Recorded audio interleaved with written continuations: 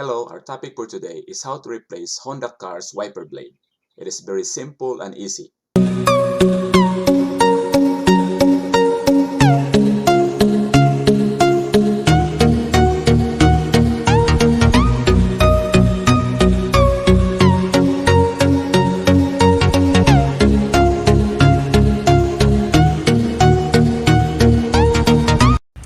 First, just pull back the wiper blade arm and pull back the blade, and underneath here there is a little tab, and press it in and then push. And to put it back, you see this rounded hole here? Just push it in a U-shaped arm here.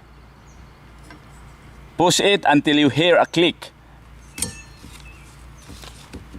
And after that, put back the blade. The length of the driver's side is 26 inches. Passenger side 16 inches. And the rear side is 13 inches. But also don't forget to refer to your car model for exact size. Thank you for watching and see you on the next video. If you like this video, please like, share, and subscribe. Have a good one.